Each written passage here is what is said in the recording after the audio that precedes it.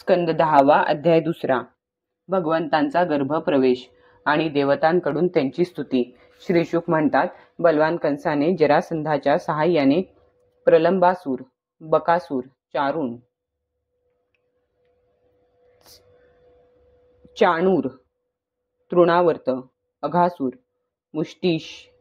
मुष्टिक, अरिष्टासूर, द्विविध, पुतना, केशी, धेनुक, बाणासूर, भौमासूर इत्यादी पुष्कळसे दैत्य व राजे यांना हाताशी धरून तो यादवांचा संहार करू लागला. तेव्हा ते भयभीत होऊन कुरु, पंचाल, केकय, शाल्व, विदर्भ, निषद, विदेह आणि कौशल या देशांत जाऊन राहिले. काही नातलक वरवर त्याच्या मनासारखे वागून त्याची सेवा करीत राहिले. कंसाने जेव्हा एक एक करून देवकीची 6 मुले मारली, तेव्हा देवकीच्या 7व्या गर्भात भगवंतांचे अंशस्वरूप श्रीशेष, ज्यांना अनंत असेही म्हणतात, ते आले. त्यामुळे देवकीला स्वाभाविकच आनंद झाला. पण कंस कदाचित यालाही मारील या भीतीने दुःखही झाले. मलाच आपले सर्वस्व मानणारे यादव कंसामुळे त्रस्त झाले आहेत असे पाहून विश्वात्मा भगवंतांनी योगमायेला आज्ञा केली. देवी कल्याणी, तू गोकुळात जा. गवळी आणि गायी यांनी तो प्रदेश सुशोभित झाला आहे. तेथे नंदाच्या गोकुळात वसुदेवांची पत्नी रोहिणी राहत आहे. त्यांच्या इतर पत्न्याही कंसाच्या भीतीने गुप्त जागी राहत आहेत. सध्या माझा शेष नावाचा अंश देवकीच्या उदरात गर्भरूपाने राहिला आहे. त्याला तेथून काढून तू रोहिणीच्या पोटात नेऊन ठेव. हे कल्याणी, नंतर मी माझ्या सर्व शक्तींसह देवकीचा पुत्र होईन आणि तू नंदपत्नी यशोदेच्या ठिकाणी जन्म घे. सर्व वर देण्यास समर्थ असणाऱ्या तुला माणसे आपल्या सर्व कामना पूर्ण करणारी समजून धूप, दीप, नैवेद्य इत्यादी अर्पण करून तुझी पूजा करतील. लोक पृथ्वीवर पुष्कळ ठिकाणी तुझी स्थापना करतील आणि तुला दुर्गा, भद्रकाली, विजया, वैष्णवी, कुमुदा, चंडिका, कृष्णा, माधवी, कन्या, माया, नारायणी, ईशानी, शारदा, अंबिका इत्यादी अनेक नावे ठेवतील. देवकीच्या गर्भातून काढून घेतल्यामुळे शेषाला लोक जगात संकर्षण म्हणतील. तो लोकरंजन करणार असल्याने त्याला राम म्हणतील आणि बलवानांमध्ये श्रेष्ठ असल्यामुळे बल सुद्धा म्हणतील. जेव्हा भगवंतांनी अशी आज्ञा केली तेव्हा योगमायेने जशी आपली आज्ञा असे म्हणून त्यांचे म्हणणे शिरोधार्य मानले आणि त्यांना प्रदक्षिणा घालून ती पृथ्वीवर आली आणि भगवंतांनी जसे सांगितले तसे तिने केले. जेव्हा योगमायेने देवकीचा गर्भ नेऊन रोहिणीच्या उदरात ठेवला तेव्हा तेथील नागरिक दुःखी अंतःकरणाने देवकीचा गर्भपात झाला असे म्हणू लागले. भक्तांना अभय देणारे विश्वरूप भगवान वसुदेवांच्या मनामध्ये आपल्या सर्व कलांसह प्रविष्ट झाले. भगवंतांचे तेज धारण केल्यामुळे वसुदेव सूर्याप्रमाणे तेजस्वी झाले. त्यांना पाहून लोकांचे डोळे दिपून जात. त्यांना कोणीही जिंकू शकत नव्हते. जगाचे मंगल करणाऱ्या सर्वात्मक व आत्मरूप भगवंतांच्या अंशाला वसुदेवांनी मनाने प्रदान केल्यानंतर जशी पूर्व दिशा चंद्राला धारण करते त्याचप्रमाणे देवकीने विशुद्ध मनानेच त्यांना धारण केले. येथे भौतिक शरीराचा कोणताही संबंध नव्हता. घड्यामध्ये बंद केलेल्या दिव्याचा प्रकाश किंवा आपली विद्या दुसऱ्याला न देणाऱ्या गर्विष्ठ ज्ञानाच्या श्रेष्ठ विद्येचा प्रकाश जसा सगळीकडे पसरत नाही, त्याचप्रमाणे कंसाच्या कारागृहात बंद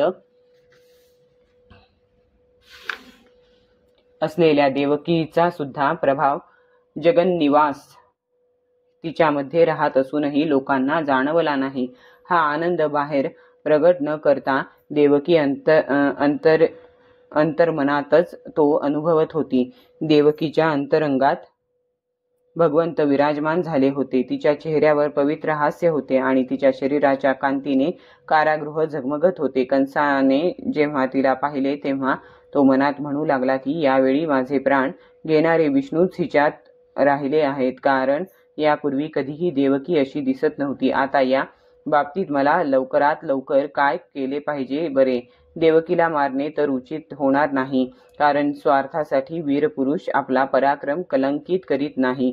शिवाय ही स्त्री असून माझी बहीण आहे, तसेच गर्भवती आहे. हिला मारल्याने माझी लक्ष्मी आणि आयुष्य तत्काळ नष्ट होऊन जाईल आणि माझी कायमची अपकीर्ती होईल.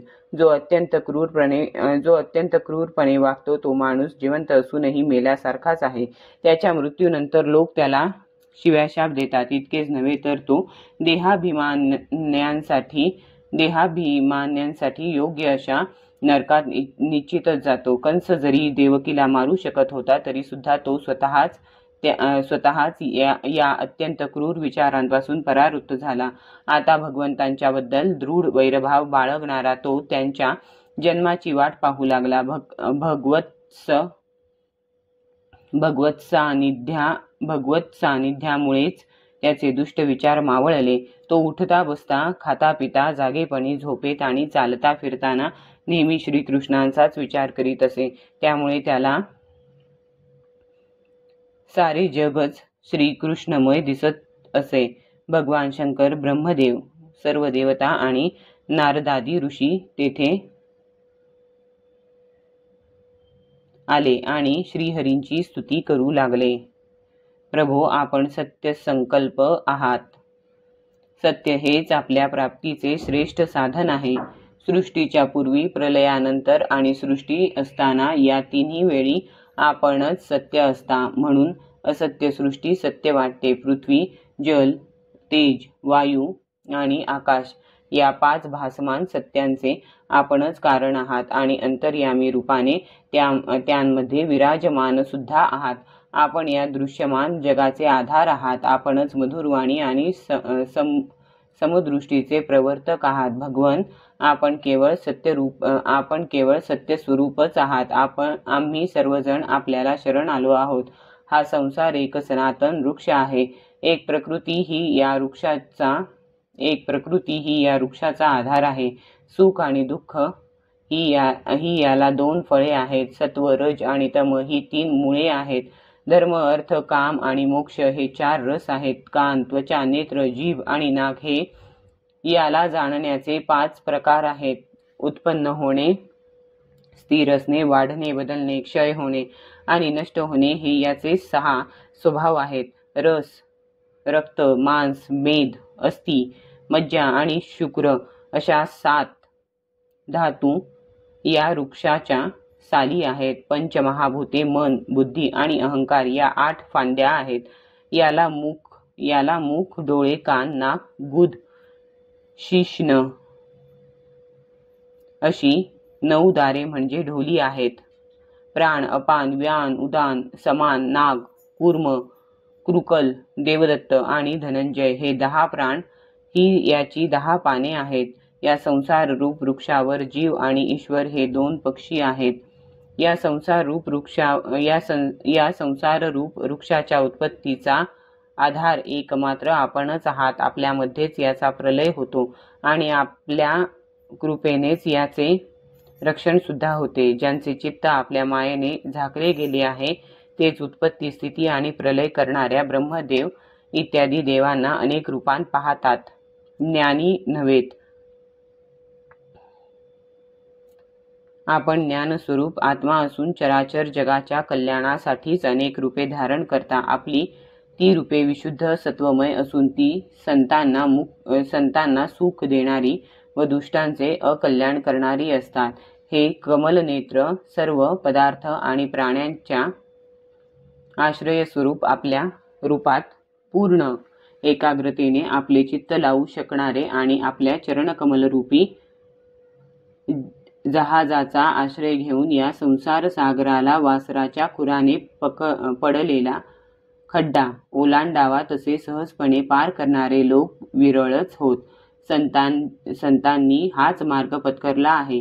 हे प्रकाशरूप परमात्मन आपले भक्त जगाचे खरे हितैषी असतात. ते स्वतः तर या भयंकर आणि कष्टाने पार करता येण्यासारख्या संसार सागराला आपल्या चरणकमलांच्या नौकेने पार करतातच, परंतु इतरांच्या कल्याणासाठी ती येथेच ठेवतात, कारण आपण भक्तांवर अनुग्रह करणारेच आहात. हे कमलनयन, जे लोक आपल्या चरणकमलांना शरण येत नाहीत, तसेच आपल्याबद्दल ज्यांच्या मनात भक्ती नाही, त्यांची बुद्धी सुद्धा शुद्ध होत नाही, ते स्वतःला खोटेच आपण मुक्त आहोत असे मानतात. त्यामुळे उत्तम कुळ, तपश्चर्या, ज्ञान इत्यादी साधने प्राप्त होऊन सुद्धा कोणत्याही प्रकारे का होईना मोक्षपदाच्या जवळ पोहोचले तरी तेथून त्यांचे पतन होते. परंतु हे माधवा, ज्यांचे आपल्या चरणांवर निस्सीम प्रेम आहे, असे आपले भक्त कधीही मोक्षाच्या मार्गापासून ढळत नाहीत. कारण हे प्रभो, आपण ज्यांचे रक्षण करत असल्यामुळे ते विघ्नकर्त्यांच्या डोक्यावर पाय ठेवून निर्भयपणे विहार करतात. आपण जगाच्या स्थितीसाठी सर्व प्राण्यांचे कल्याण करणारे विशुद्ध सत्वमय मंगल रूप धारण करता. ते रूप प्रकट होण्यानेच आपल्या भक्तांना वेद, कर्मकांड, अष्टांगयोग, तपश्चर्या, समाधी इत्यादी साधनांनी त्या रूपाचा आधार घेऊन आपली आराधना करता येते. हे प्रभो, आपले हे विशुद्ध सत्वमय निज स्वरूप जर नसेल तर अज्ञान आणि त्यामुळे उत्पन्न होणारी भेदबुद्धी नष्ट करणारे प्रत्यक्ष ज्ञान कोणालाही होणार नाही. 3 गुणही आपलेच आहेत आणि आपल्यामुळेच ते प्रकाशित होतात. परंतु या गुणांच्या प्रकाशात आपल्या स्वरूपाचे फक्त अनुमानच बांधता येते. हे भगवन, मन आणि वेदवाणी यांच्या योगाने आपल्या स्वरूपाचे केवळ अनुमान करता येते. कारण आपण त्यांचे साक्षी आहात. म्हणून आपले गुण, जन्म आणि कर्म यांमुळे आपल्या नाम आणि रूपाचे निरूपण करता येत नाही. तरी सुद्धा आपले भक्त उपासनेने आपला साक्षात्कार करून घेतात. जो मनुष्य आपल्या मंगल नामांचे आणि रूपांचे श्रवण, कीर्तन, स्मरण आणि ध्यान करतो, तसेच आपल्या चरणकमलातच आपले चित्त गुंतवून ठेवतो, त्याला पुन्हा जन्माला यावे लागत नाही. हे हरे, आमच्या भाग्यामुळे सर्वेश्वर अशा आपल्या अवताराने आपल्या चरणरूप पृथ्वीचा भार नाहीसा झाला. प्रभो, आम्हाला आपल्या सुंदर चरणकमलांनी विभूषित झालेली पृथ्वी पाहायला मिळणार आणि आपल्या कृपेने स्वर्गलोकही कृतार्थ झालेला पाहायला मिळणार. हे आमचे केवढे सौभाग्य. हे प्रभो, आपण अजन्मा असून जन्म घेता, याचे कारण ही आपली एक लीला आहे असेच आम्हाला वाटते. कारण हे नित्यमुक्त जगाची उत्पत्ती, स्थिती आणि प्रलय हे आपल्यावर अज्ञानामुळे आरोपित केले जातात. प्रभो, आपण जसे अनेक वेळा मत्स्य, हयग्रीव, कूर्म, नृसिंह, वराह, हंस, राम, परशुराम आणि वामन अवतार धारण करून आमचे आणि 3 लोकांचे रक्षण केले, त्याचप्रमाणे यावेळी सुद्धा पृथ्वीचा भार हलका करावा. हे यदुश्रेष्ठ, आम्ही आपल्या चरणांना वंदन करीत आहोत. हे देवकी माते, आपल्या उदरामध्ये आम्हा सर्वांचे कल्याण करण्यासाठी स्वतः भगवान पुरुषोत्तम आपल्या शक्तींसह आले आहेत. ही मोठी भाग्याची गोष्ट आहे. आता आपण मृत्यूच्या दारी असलेल्या कंसाला अजिबात भिवू नका. आपला पुत्र यदुवंशाचे रक्षण करील. श्री शुक म्हणतात, परीक्षिता, ब्रह्मदेवादी देवांनी ज्यांच्याविषयी निश्चितपणे काही सांगता येत नाही अशा भगवंतांची अशी स्तुती केली आणि ते स्वर्गाकडे गेले. अध्याय 2 समाप्त.